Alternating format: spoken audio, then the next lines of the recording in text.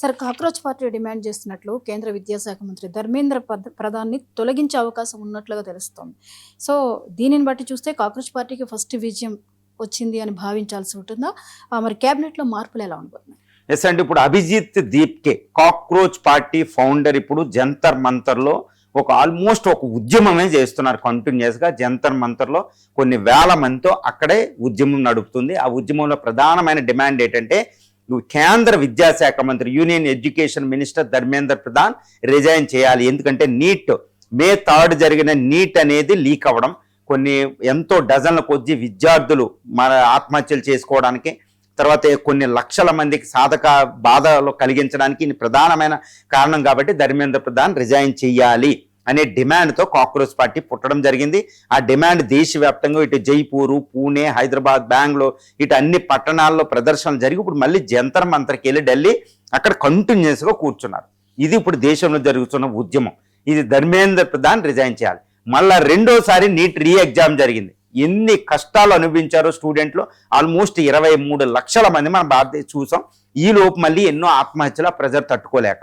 So దీనికి కారణమైన Dharmendra Pradhan resign చేయాలనే ఆ డిమాండ్కి దేశవ్యాప్తంగా వాళ్ళకి సపోర్ట్ ఉంది. బట్ మీడియా ఇవన్నీ వాళ్ళకి ఈ ఎక్స్ అకౌంట్లు క్లోజ్ చేయడం ఇవన్నీ మనం చూసినట్టయితే వాళ్ళు ఎంత సపోర్ట్ బేస్ ఉందో బయటకు రావడంలా. బట్ సపోర్ట్ బేస్ ఉందని చెప్పడానికి ఒకటే ఒక నిదర్శనం ఏంటంటే వాళ్ళ యొక్క అకౌంట్లో మిలియన్స్ కొద్దీ సబ్స్క్రైబర్స్ రావడం, ఏ సిటీ వెళ్ళినా తండోపతండాలుగా దానికి వాలంటరీగా రావడం అనమాట. సో చాలా సోషల్ ఎన్జిఓ సపోర్ట్ ఉంది, ఇంటెలిజెన్స్ సపోర్ట్ ఉంది, తర్వాత తల్లిదండ్రుల సపోర్ట్ ఉంది. ఈ విధంగా ధర్మేంద్ర ప్రధాన్ తొలగించాలనే కాక్రోచ్ పార్టీకి మొట్టమొదటి విజయం వచ్చే అవకాశం కూడా ఇక్కడ కనిపిస్తుంది. ఏ విధంగా ఇప్పుడు Indian prime minister Narendra Modi గారు రాష్ట్రపతిని కలవడం, ఎందుకంటే క్యాబినెట్ రీషఫిల్మెంట్, క్యాబినెట్ యూనియన్ కేంద్ర క్యాబినెట్లో వ్యవస్థీకరణ చేస్తున్నాం అనేది ఇక్కడ అర్థమైపోతుంది. ఈ రీషఫిల్ అనేది 26, 27 తారీఖుల్లో ఉండబోతుంది. ఈ యొక్క యూనియన్ క్యాబినెట్ కూర్పులో అక్కడ జరగబోయేది ఏంటంటే ముఖ్యంగా ధర్మేంద్ర ప్రధాన్ 12 మంది ఇప్పుడు ప్రస్తుతం క్యాబినెట్లో ఉన్న 12 మంత్రుల్ని అక్కడ తొలగించడం కానీ లేకపోతే వేరే మంత్రిత్వ శాఖలకు మార్చడం కానీ జరగబోతుంది. కానీ 12 మంది మంత్రులు తొలగించబోతున్నారని తెలుస్తుంది. అందులో మొట్టమొదటి వరుసలో ఉన్నది ధర్మేంద్ర ప్రధాన్. ఇది కాక్రోచ్ పార్టీ డిమాండ్ చేస్తున్న ఈ కేంద్ర క్యాబినెట్ విద్యాశాఖ మంత్రి ధర్మేంద్ర ప్రధానే మొట్టమొదటిగా తొలగించే అవకాశాలు ఉన్నాయి. ఎందుకంటే నీట్ లీక్ అవడం వల్ల బీజేపీ పార్టీ యొక్క సపోర్ట్ తగ్గింది, నరేంద్ర మోడీ గారికి అపఖ్యాతి వచ్చింది, దేశవ్యాప్తంగా ఎన్డీఏ ప్రభుత్వానికి వ్యతిరేకత అనేది వచ్చేసింది విద్యార్థుల్లో, తల్లిదండ్రుల్లో. ఇప్పుడు దీన్ని డ్యామేజ్ కంట్రోల్ చేయాలంటే ఆయన తొలగించాలి. కాక్రోచ్ పార్టీ డిమాండ్ చేస్తున్నందుకే కాదండి, ఆయన ఉండడం కూడా ప్రమాదమే బీజేపీకి, ఎన్డీఏ ప్రభుత్వానికి. కాబట్టి ఆయన మొట్టమొదటిగా ఆయన తొలగించే అవకాశాలు ఇక్కడ ఉన్నాయి. ఈ ప్లేస్లోకి నిర్మలా సీతారామన్ గారు వచ్చే అవకాశాలు ఉన్నాయని మనకు తెలుస్తుంది. ఆవిడ ప్లేస్లోకి ఇక్కడ చావలా, ఆయన ఇప్పుడు union commerce minister Piyush Goyal అయినా అక్కడికి వచ్చేసే అవకాశాలు ఉన్నాయి. ఎందుకంటే ఆయన ట్రేడ్ డీల్స్ ద్వారా ఇండియాకి ఎంతో కృషి చేశారన్నమాట, ఎంతో ప్రఖ్యాతి ఉందన్నమాట. ఆయన ఎకనామిక్ మినిస్టర్గా వస్తే ఇన్వెస్టర్స్లో కాన్ఫిడెన్స్, ఎకానమీలో న్యూ లైఫ్ ఇన్ఫ్యూజ్ చేసినట్టు అవుద్ది అనమాట. ఆయన అక్కడికి వచ్చే అవకాశాలు ఉన్నాయి. తర్వాత ఇప్పటికే జార్జ్ కురియన్ రిజైన్ చేయడం జరిగింది, మైనార్టీ శాఖ మంత్రి. తర్వాత రైల్వే సహాయ శాఖ మంత్రి రవనీత్ సింగ్ వెళ్ళిపోయే అవకాశాలు ఉన్నాయి, ఎందుకంటే ఆయన బీజేపీకి ఇంకొక పోస్ట్ కూడా ఇవ్వడం జరిగింది ఆయనకి. తర్వాత ఆర్థిక సహాయ మంత్రి పంకజ్ చౌదరి గారు కూడా యూపీ నుంచి వెళ్ళిపోయే అవకాశాలు ఉంది, ఎందుకంటే అక్కడ బీజేపీ రాష్ట్ర అధ్యక్షుడిగా ఇచ్చారంటే ఇక్కడ రిజైన్ చేస్తున్నట్టు అర్థం. తర్వాత ధర్మేంద్ర ప్రధాన్ మొట్టమొదట్లో తీసే అవకాశం ఉంది. తర్వాత ఏపీ నుంచి రామ్మోహన్ నాయుడు కూడా మంత్రిత్వ శాఖ మార్చి ఇంకొక, అంటే ఇదే టీడీపీ నుంచి కానీ జనసేన నుంచి కానీ ఇంకో కొత్త ముఖాలు వచ్చే అవకాశం ఉంది. అందులో కొత్త ముఖాలు పురంధరేశ్వరి ఉన్నారు, ఇంకా కొంతమంది కూడా ఉన్నారన్నమాట. తర్వాత టీజీ నుంచి మనకి ఏంటంటే ముఖ్యంగా చెప్పాలంటే ఈటెల్ రాజేందర్ కానీ లక్ష్మణ్ కానీ ఒక మంత్రిత్వ శాఖలు ఇచ్చే అవకాశాలు ఉన్నాయి. ముఖ్యంగా రాఘవ్ చద్దా, ఇది పంజాబ్ నుంచి ఆప్కి నేతృత్వం ఇచ్చిన రాఘవ్ చద్దాకి కేంద్ర క్యాబినెట్లో తీసుకునే అవకాశాలు పుష్కలంగా ఉన్నాయి. ఆయన ఇప్పటికే ఢిల్లీ పిలవడం జరిగింది, ఎందుకంటే యాప్కి కౌంటర్ చేయడానికి, ముఖ్యంగా వచ్చే పంజాబ్ ఎలక్షన్లో ఆయన ఉపయోగించుకోవడానికి, ఢిల్లీ పంజాబ్ ఎలక్షన్లో ఆయన ఉపయోగించుకోవడానికి ఆయన అక్కడికి లాక్కోవడం జరిగింది. తర్వాత బీహార్లో చీఫ్ మినిస్టర్కి రిజైన్ చేసిన నితీష్ కుమార్ ఇప్పుడు యూనియన్ క్యాబినెట్లోకి చాలా పెద్ద పోస్టుతోటి అక్కడికి వచ్చే అవకాశాలు ఉంది. ముఖ్యంగా రైల్వే శాఖ లాంటి పెద్ద పెద్ద పోస్టులు ఆయన కోరుకుంటున్నట్టు మనకు తెలుస్తుంది.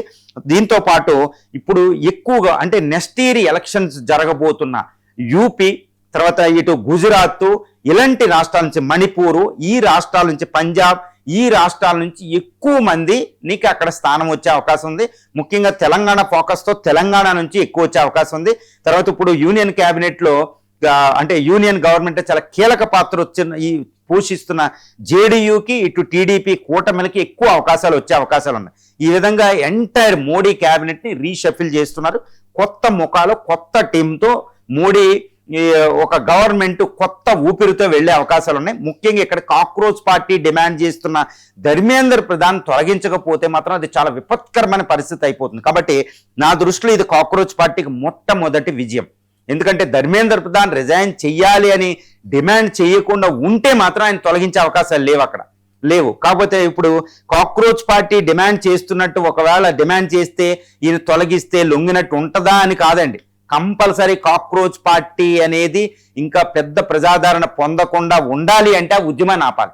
ఆ ఉద్యమాన్ని ఆపాలంటే ధర్మేంద్ర ప్రధాన్ తొలగించాలి. కాబట్టి ఇది కాక్రోచ్ పార్టీ యొక్క 100% అది a great win of the cockroach party. ఎందుకంటే పబ్లిక్ సపోర్ట్ ఉందండి. పబ్లిక్ సపోర్ట్ లేదని చెప్పడానికి లేదు. ఎందుకంటే ఇండియా, మనకు తెలుసు ఇండియా పరిస్థితి, ఇంకా ప్రజాస్వామ్యం అనేది ఇంకా హయ్యెస్ట్ మెచ్యూరిటీ రాలేదు. ఇది చాలా జాగ్రత్తగా గమనించాలి. అకార్డింగ్ టు ద కాన్స్టిట్యూషన్ ప్రకారం సామాజిక, ఆర్థిక, రాజకీయ న్యాయాలు పరిపూర్ణంగా రాలేదు. ఇప్పటికీ మీడియాని మోస్ట్లీ కార్పొరేట్ మీడియా కంట్రోల్ చేస్తుంది, except Hindu. I want to describe this Hindu as the highest credible news paper in India. గుర్తుపెట్టుకోవాలి, మిగిలిన కార్పొరేట్ ఈజ్ కంట్రోలింగ్. కాబట్టి కాక్రోచ్ అనే వాయిస్ వినపడడంలే, బట్ పీపుల్ అనే వాళ్ళని ఆలకిస్తున్నారు. ప్రజా సపోర్ట్ అద్భుతంగా దానికైతే కనపడుతుంది. కాబట్టి కాక్రోచ్ పార్టీ మొట్టమొదటి విన్ను ఈరోజు జంతర్ మంతర్ నుంచి చేస్తున్న డిమాండ్ని ధర్మేంద్ర ప్రధాన్ తొలగించడం, తప్పనిసరిగా వచ్చే క్యాబినెట్ రీకూర్పులో మాత్రం తప్పనిసరిగా మోడీ గారు ధర్మేంద్ర ప్రధాన్ తొలగిస్తున్నారు. ముఖ్యంగా ఇక్కడ కొత్త ఆర్థిక శాఖ మంత్రి వచ్చే అవకాశం ఉంది. అది కూడా చాలా జాగ్రత్తగా చేస్తున్నారు. ఎందుకంటే నిర్మలా సీతారామన్ గారు మరి ఎలా పనిచేశారని పక్కన పెడితే కొత్త మంత్రి ద్వారా ఈ ఎకానమీని ఇంకా ముందుకు తీసుకెళ్లే ఒక శక్తివంతమైన ఆర్థిక శాఖ మంత్రి ఉండాలని మోడీ గారు కోరుకున్నట్టు తెలుస్తుంది. ఇప్పుడు గడ్కరీ, రాజ్నాథ్ సింగ్ ఇలాంటి మంత్రిత్వ శాఖలో ఎటువంటి మార్పు ఉండదు. ఇప్పుడు ఆర్ఎస్ఎస్ పరివారుతో పాటు ఇటు కూటమిలో ఇప్పుడు యూనియన్ సంకీర్ణ ప్రభుత్వంలో ఉన్న పార్ట్నర్స్తో, ఎన్డీఏ పార్ట్నర్స్తో చాలా కూలంకషమైన చర్చలు అయితే జరుగుతున్నాయి చాలా పెద్ద ఎత్తున. ఇది చాలా పెద్ద ఎత్తున ఇప్పుడు నిబిన్ బీజేపీ ప్రెసిడెంట్ కూడా ఢిల్లీ వెళ్ళడం, చాలా యుద్ధ ప్రాతిపదికన చర్చలు జరుగుతున్నాయి. కొత్త క్యాబినెట్, కొత్త ముఖాల్ని మోడీ టీంలో మనం చూడబోతున్నాం.